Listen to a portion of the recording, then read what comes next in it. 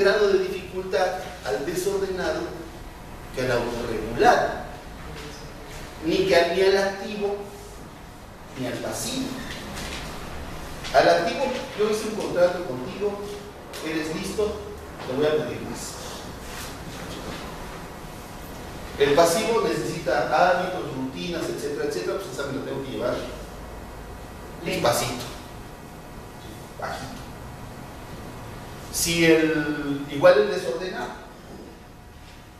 mis alumnos recién egresados quieren lograr todo el aprendizaje con todos los alumnos, pues enloquecen en el primer año y ya quieren renunciar.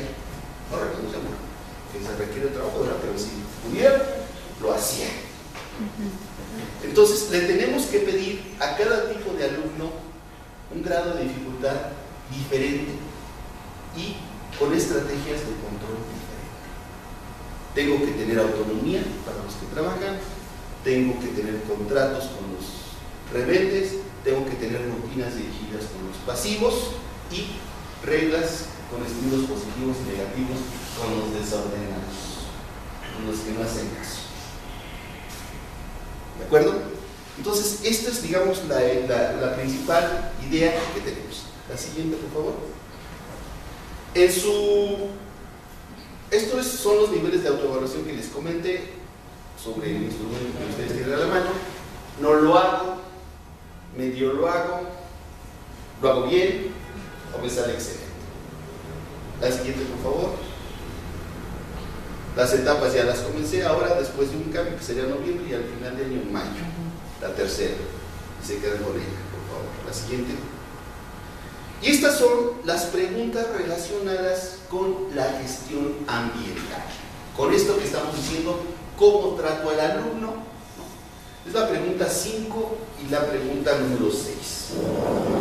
Durante la clase propicia de manera permanente relaciones interpersonales de respeto y confianza entre los alumnos, así como entre los alumnos.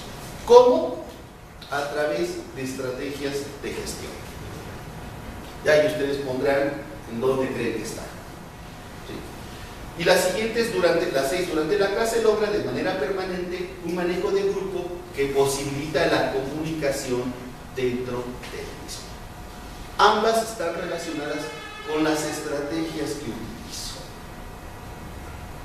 Con cómo trato a un alumno que es apegado funcional, y si yo soy desapegado funcional, ¿cómo le hago? ¿No? ¿Cómo hago el esfuerzo para acercarme al niño? ¿No? O al revés, si yo soy apegado funcional y el adolescente me dice, déjame, yo solo puedo, ¿cómo le hago para no sentirme agredido? ¿No?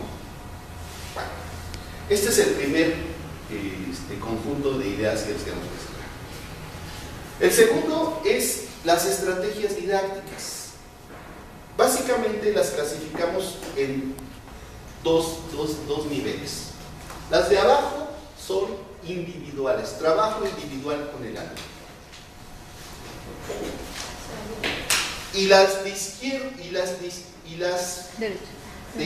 las izquierdas están relacionadas más con trabajos procedimentales, repetitivos, son rutinas.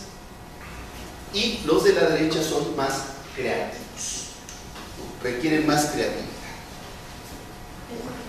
Entonces, lo que es común en las escuelas secundarias son las estrategias transmisivas, informativas y repetitivas. ¿Sí? Llegamos con maestros de matemáticas, ponemos la fórmula, la desplegamos, pedimos ejercicios, etc. Les digo lo que yo viví. En pocas ocasiones se utiliza aprendizaje basado en problemas, aunque sé que se usa. Lo que menos se usa son los trabajos colaborativos, que es los talleres procedimentales, incluyendo los laboratorios y los proyectos integradores situados, que es donde se da verdaderamente la competencia. Eso es casi fundamental. Nosotros los hemos aplicado exitosamente, ¿no?, con nuestros alumnos de séptimo y octavo semestre. Claro, pues ellos se dedican a eso nada más. aplican proyectos de museología, de dramatización, de periodismo, nosotros trabajamos historia y tenemos unos resultados exitosos respecto a la motivación y los aprendizajes logrados. Precisamente porque involucran un trabajo creativo y un trabajo colectivo. La siguiente, por favor. El cono de Daly, que seguramente muchos de ustedes ya conocen, pues nos dice cuáles son las mejores experiencias de aprendizaje. Pone hasta arriba pues la recepción, la recepción del discurso del maestro, del libro de texto, un esquema que ve, si ve un video de Word, la televisión pues ahí vive pegado, si va a una exposición le resulta muy significativa, una excursión de campo ya es una situación excepcional, una demostración en un laboratorio es muy importante, si hace un tipo de dramatización que luego no las hace sin que se la pidamos, es muy significativa, experimentos que son las experiencias artificiales y trabajo directo, trabajo situado es lo mejor. Ese color de Daly nos permite evaluar cuáles son las mejores estrategias. Entonces, las mejores estrategias didácticas que hemos encontrado son 4. Lo que se llama iniciación científica, que es investigar. Y esto está muy vinculado con la cuestión de ciencias. Yo estoy en un grupo que le llaman educadores por la ciencia, tenemos reuniones, seminarios y demás. Soy de historia, pero me metí ahí a ver qué hacían. Hacen cosas muy, muy importantes, muy interesantes, lo tienen muy desarrollado. Le llaman la alfabetización científica. El otro es la iniciación cultural, que son todos los talleres artísticos y que también tienen mucho auge, aunque se les da poca importancia en la escuela secundaria. No sé a qué genio de la SEP se les ocurrió decir que matemáticas, solo matemáticas y español y ciencias eran importantes, ¿no? Y ahí tenemos los resultados. Los resultados es que no se trata de las asignaturas, se trata qué estrategia educativa utilicemos con las asignaturas. Nosotros desde historia podemos ver iniciación científica, podemos ver iniciación cultural, inteligencias múltiples y aprendizajes situados. Y eso lo aplicamos en historia. Entonces se puede aplicar en todas las asignaturas. La siguiente, por favor. La iniciación científica implica el trabajo de laboratorios y talleres, que es elemental, y en la cultural, clubes artísticos y lo que sería la museología y el periodismo. Estas son muy importantes porque son actividades que se pueden hacer en una clase, actividades con inteligencias múltiples, y sirven mucho para motivar al alumno, que es uno de los problemas claves que tenemos en la escuela secundaria, ¿no? El problema de la motivación. Entonces, si nosotros escogemos una actividad de inteligencias múltiples, la desarrollamos en una clase, vamos a tener buenos resultados que nos van a apoyar para las clases posteriores. La siguiente, por favor. Les comento y les pido disculpas, esto es un curso de 40 horas, lo estamos viendo, lo vamos a ver en hora y media, entonces me voy a permitir irme rápido, pues para que ustedes tengan la idea principal, ¿no? Y la idea principal es que tenemos tipos de alumnos diferentes y tenemos que escoger la mejor estrategia. Y las mejores estrategias son la iniciación cultural, la científica, las inteligencias múltiples y una cosa que se llama el aprendizaje situado, que significa vincular lo que sabe el alumno, su contexto, sus necesidades personales con lo que se aprende en la escuela. Si tienen a bien algún día podemos invitar a un maestro de matemáticas que trabaja aquí por la San Felipe, donde la mayoría de sus alumnos son vendedores ambulantes, y cómo utiliza distintas estrategias, hasta el uso de los dedos para hacer cálculos matemáticos, y los problemas relacionados con la venta para lograr resultados. Y lo logran. Y lo logran.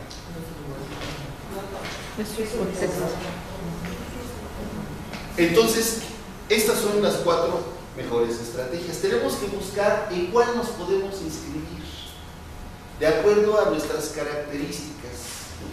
Yo soy más cultural, yo soy más científico, a mí me gusta más el desarrollo personal, o a mí me gusta resolver las cosas inmediatas. Entonces tenemos que escoger una estrategia que nos permita mejorar nuestras secuencias didácticas, que es el siguiente. Bueno, Robert Marzano, y seguramente ustedes ya podrán detectar o se podrá identificar en alguna de estas, hizo una investigación muy compleja y llegó a definir cuáles son las 9 mejores estrategias de enseñanza que existen en función con la investigación, y llegó a estas. La primera es establecer metas y realimentación. Significa que el alumno sepa qué va a ver, que lo sepa y saber cómo va a realimentarse ese conocimiento que va a tener. No podemos llegar y, bueno, de hecho llegamos, miren, hoy vamos a ver esto y tal. Entonces, ¿qué queremos lograr? Esto es importante sobre todo para el autónomo, y si ya tenemos el contrato con el activo. Al pasivo le es importante, pero digamos para el autónomo es claro. Y si nosotros empujamos al autónomo, empujamos a los demás. El otro aspecto es promover el esfuerzo y el reconocimiento. Evaluar los trabajos. Ponerle una notita, pedirle una notita al papá. Déjenme decirle que este material está a su disposición, ya está en la computadora, ¿no? La presentación está disponible. Está ahí. Está disponible. También voy a dejarlo en mi correo electrónico, si tienen alguna duda, con todo gusto. El otro aspecto es activar el conocimiento previo, preguntar qué saben del tema. El 4, que es una cosa complicada, son las representaciones no lingüísticas, vamos a ver en la siguiente diapositiva. Preguntarles y que ellos distingan similitudes y diferencias, crear hipótesis, plantearse problemas, resumir y tomar notas, pero no como dictado o copiado, sino a partir de andamios que podemos verlo más adelante. Aprendizaje cooperativo, que es trabajo en equipo, y que tengan tareas prácticas. Estas son las 9 estrategias que tienen. El libro también está disponible, desafortunadamente está en inglés, pero creo que muchos de ustedes lo podrán ver sin problema. El libro se llama Maestra de Inglés que anda hasta acá, What Works in Classroom Instruction. Y digamos, ese es el orden, ¿no? Establezco metas, pregunto conocimientos previos, utilizo mis esquemas, que son las representaciones no lingüísticas. Sobre el esquema le pregunto similitudes y diferencias, les hago que hagan problemas o hipótesis, que tomen sus notas en sus andamios, que son los esquemas, los pongo a trabajar en equipo, les dejo tarea y genero finalmente el reconocimiento adecuado en la realimentación. Es el círculo. La siguiente, por favor. Es complicado esto, pero lo que dice en esencia es que recibimos la información en 2 canales, en un canal lingüístico y canales no lingüísticos. Es decir, el lenguaje corporal, el lenguaje icónico. Entonces, que solo el verbal o la lectura, o poner a los alumnos a leer 20 minutos, no es suficiente. Tenemos que utilizar las representaciones no lingüísticas, que son los organizadores gráficos, los esquemas. En historia utilizamos 10, que no son ni línea del tiempo, ni mapa mental, ni mapa conceptual. Utilizamos 10. Visualizaciones, maquetería, movimientos corporales. Entonces, hay que utilizar otros lenguajes aparte de el escrito y el verbal. En el libro de Marzano están los 6 tipos de esquemas, son fáciles de aplicar para cualquier asignatura, incluyendo matemáticas. O sea, el esquema se puede empezar incluyendo matemáticas, ahí vienen los ejemplos. Si algún día me vuelven a invitar y tienen esa mala ocurrencia, pues aquí podríamos hacer el ejercicio de los 10 esquemas, ¿no? Y se aplican a todas las materias. Y son más sencillos para uno como maestro, porque ya la información está ordenada, y también para el alumno, porque ya no ve un dictado, un copiado, sino bueno, ya cuando menos ve, le tiene una idea de lo que está ahí. La siguiente, por favor. Bueno, entonces estas son las mejores estrategias didácticas: iniciación cultural, iniciación científica, inteligencias múltiples y aprendizajes situados, y lo que mejor funciona en la enseñanza, las nuevas técnicas de Robert Marzano, incluyendo el uso de esquemas. El siguiente apartado, antes de que se nos acabe el tiempo, es que existe más de una secuencia didáctica. Usualmente los maestros trabajamos con 2 nada más: la informativa y la procedimental. Esta fórmula se despeja así, mis amigos. ¿Qué es lo procedimental? Y lo informativo es nuestras clásicas clases de historia, ¿no? Eso es lo que usamos. Desafortunadamente, no logramos nuestros objetivos porque faltó la inducción necesaria. Las clases de inducción que le permiten al alumno volver significativo lo que va a aprender. Y no tenemos secuencias donde el alumno lo practique. A lo mejor se lo sabe hacer, pero no hay la secuencia que le permita practicarlo, dominarlo, utilizarlo. Entonces, muchos de los problemas que tenemos es que nada más trabajamos con las dos intermedias, la informativa y la procedimental. La siguiente, por favor. El aprendizaje, según mi admirado Robert Marzano, pasa por 5 etapas. La primera es que tengo que cambiar mi actitud y mi percepción. Si no cambio mi actitud, así sea yo Einstein, sigo con lo mismo. Entonces, lo más importante es cambiar las actitudes y percepciones de mi materia, de mi clase, con los alumnos. Y eso lo logramos con las secuencias inductivas. Después vienen las de adquisición, que aquí serían las informativas y procedimentales. Después las de extensión, que serían los talleres y laboratorios. Y los de utilización, que es el nivel ya de competencias, donde trabajamos con los proyectos autónomos situados. Ya después dice Marzano que eso se convierte en un hábito, y eso es lo que le llaman en el lenguaje de la SED aprender a aprender, ya cuando uno llega a ese nivel. Pero con lo que nos vamos a quedar aquí es que se requieren clases, secuencias didácticas para modificar actitudes y percepciones. Que no podemos seguir trabajando solamente con clases informativas y procedimentales, en el mejor de los casos. En el caso de historia lo que nos pasa mucho, y se trabaja sobre todo las informativas y jamás las procedimentales. En otras materias es lo contrario, ¿no? Se trabaja solamente procedimentales y pocas informativas. La siguiente, por favor. Esto es el aprendizaje de competencias: cambio de actitud, tener los conocimientos, manejar los procedimientos.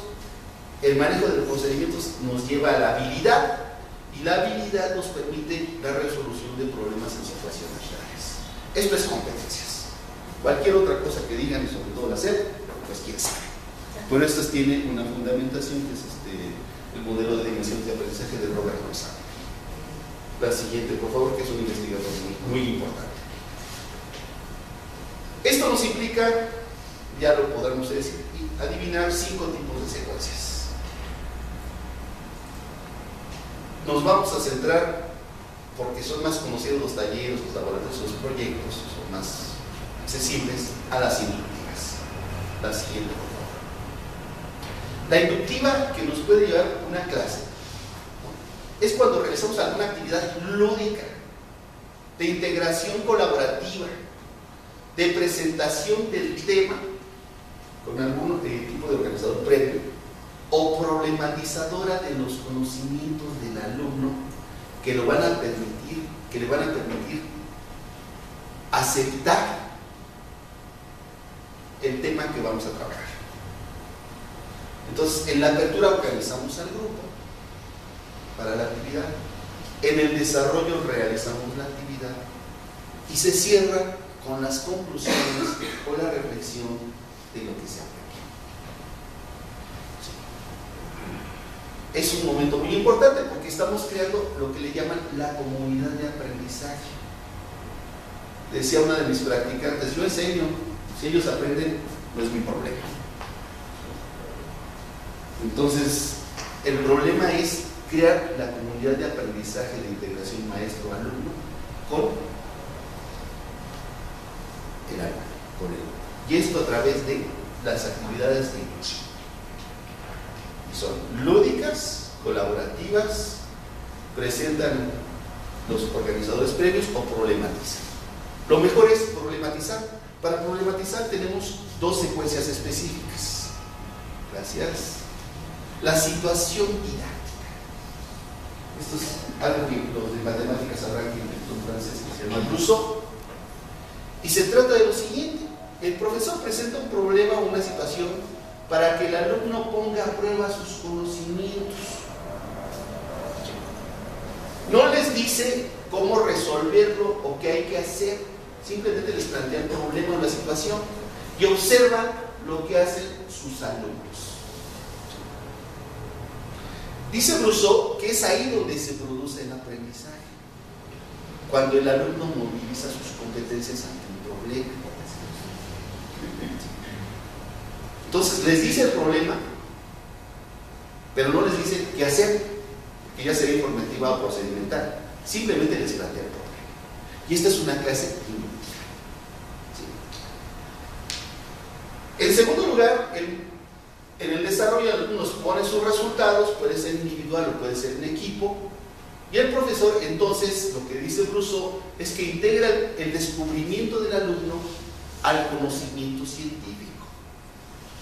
O en su caso, pues lo corrige, o le enseña el procedimiento adecuado, pero ya sobre la experiencia del alumno. Sobre la propia experiencia del alumno es que él hace lo que le llama Rousseau la intervención didáctica. Y en el cierre se hace la integración de los conocimientos que tuvo el alumno con lo que le presentó el maestro, y el profesor revisa esa integración. Y la segunda es, también de otra francesa, Nathan Angelique, es la situación problema. El profesor sabe que el alumno tiene una idea incorrecta o parcial de un tema. No le dice, hijo, olvídate de eso. Hidalgo no era blanco, era morenito. Olvídate, borra de tu mente. No. Sino simplemente le pide al alumno que anote su idea inicial. Después le va a presentar fuentes, materiales, información que permitan contrastar tu idea inicial con la nueva información. Y por el último se le pide al alumno que contraste la nueva información y su idea inicial y presente sus resultados. Aquí no le pedimos, no le decimos, oye hijo, te estoy diciendo que no existe la Virgen de Guadalupe y tú sigues de necio. 5. No. Sino dice, a ver, esta es tu idea inicial, yo te presenté estas evidencias, tú sigues con esto. Bueno, la función fue contrastar. Es motivar al alumno, moverle sus conocimientos previos. Estas son clases inductivas. Situación problema, situación didáctica, digamos que son base de lo que vamos a enseñar posteriormente. Si la inducción, el cambio de actitud no queda firme, la información le puede entrar y salir, el procedimiento lo puede aprender mecánicamente, pero no lo va a aplicar, no lo va a dominar ni lo va a aplicar. La informativa, bueno, pues no tiene el mayor problema, que es presentar el tema, preguntar conocimientos previos, exponerlo, que el alumno tome la pregunta dictado o el copiado, el preguntar pues, si detalles de la información para ver si fueron captados, corregir y ahí sí en su caso calificar. Esa no tiene problema. La procedimental sí un poco. El procedimiento se aprende en 3 etapas. Primero hay que demostrar que el alumno conozca el procedimiento, que el alumno que sepa cómo se despeja la ecuación cuadrática de Sembora. Eso ahí no hay vuelta de hoja. Pero el segundo punto de esta secuencia procedimental es que el alumno tenga un dominio, es decir, que ejercite ese aprendizaje, que es la cuestión del desarrollo. Y en el cierre no hay vuelta. Tenemos que aplicarle una prueba donde veamos si el alumno dominó o no el procedimiento. Por esto no nos lleva a una clase, eso no lo podemos hacer en una clase. Esto nos lleva, por lo menos 3 clases en lo que lo demuestra, en lo que lo ejercita y en lo que lo probamos, o más clases. Si dejamos el procedimiento nada más en este nivel, yo ya te lo enseñé, pues obviamente nos quedamos cortos. O si te lo enseño nada más y al fin de mes al final del bimestre te pongo el examen, pues también me quedo corto. Tengo que poner ejercicios que permitan el dominio. La siguiente es, ya que sé que el alumno domina el procedimiento, entonces voy a hacer talleres o laboratorios donde el alumno lo pueda desarrollar. Le dice Marzano, extender. Entonces organizamos nuestro taller o laboratorio. No hay que ir a un lugar que sea un taller o un laboratorio. Puede haber laboratorio de matemáticas en el mismo salón, de matemáticas, ¿no? Igual en nuestro caso de historia, en el mismo salón hacemos nuestros talleres y nuestros laboratorios. Presentamos las secuencias que hay que hacer. Esto se parece mucho a la metodología de rincones de preescolar. Por acá empiezas a investigar, allá escribes, allá ilustras y acá es el taller de presentación, el rincón de la presentación. Entonces el alumno va pasando por todas las etapas del taller hasta llegar al producto. El alumno desarrolla el procedimiento, se presentan los resultados y el profesor califica. Entonces, la idea central es que nosotros en nuestra clase podemos realizar talleres y laboratorios. Y las integradoras es lo que le llamamos nosotros proyectos autónomos situados, porque los alumnos se deben de encargar de su organización y presentar los resultados ante un público que usualmente es los propios alumnos de la escuela o sus familiares.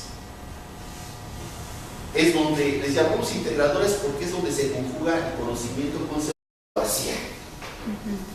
Entonces le tenemos que pedir a cada tipo de alumno un grado de dificultad diferente y con estrategias de control diferentes.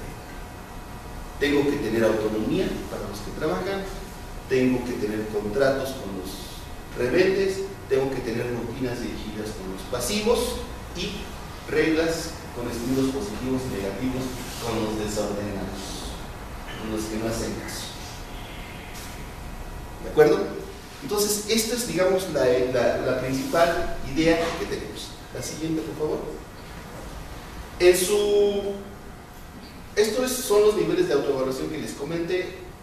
Pedir el mismo grado de dificultad al desordenado que al autorregulado, ni al activo ni al pasivo. Al activo, yo hice un contrato contigo, eres listo, te voy a pedir más. El pasivo necesita hábitos, rutinas, etcétera, etcétera, pues esa me lo tengo que llevar despacito, bajito. Si igual el desordenado, mis alumnos recién egresados quieren lograr todo el aprendizaje con todos los alumnos, pues enloquecen en el primer año y ya quieren renunciar. No renuncian, que se requiere trabajo, ¿verdad? Pero si pudieran, a través de estrategias de gestión. Ya, y ustedes pondrán en dónde creen que está. ¿Sí? Y las siguientes, las 6, durante la clase logra de manera permanente un manejo de grupo que posibilita la comunicación dentro del mismo. Ambas están relacionadas con las estrategias que utilizo. Con cómo trato a un alumno que es apegado funcional, y si yo soy desapegado funcional, ¿cómo le hago? ¿No? ¿Cómo hago el esfuerzo para acercarme al niño? ¿No? O al revés, si yo soy apegado funcional y el adolescente me dice, déjame, yo solo puedo, ¿cómo le hago para no sentirme agredido del instrumento que ustedes tienen a la mano? No lo hago, medio lo hago bien, o me sale excelente. La siguiente, por favor. Las etapas ya las comencé ahora, después de un cambio que sería noviembre y al final de año en mayo. La tercera, y se quedan con ella, por favor. La siguiente. Y estas son las preguntas relacionadas con la gestión ambiental. Con esto que estamos diciendo, ¿cómo trato al alumno? Es la pregunta 5 y la pregunta número 6. Durante la clase propicia de manera permanente relaciones interpersonales de respeto y confianza entre los alumnos, así como entre los alumnos. ¿Cómo? ¿No? Bueno, este es el primer conjunto de ideas que les tenemos que explicar. El segundo es las estrategias didácticas. Básicamente las clasificamos en dos niveles. Las de abajo son individuales, trabajo individual con el alumno. Y las de izquierda las izquierdas están relacionadas más con trabajos procedimentales, repetitivos, son rutinas. Y los de la derecha son más creativos, requieren más creatividad.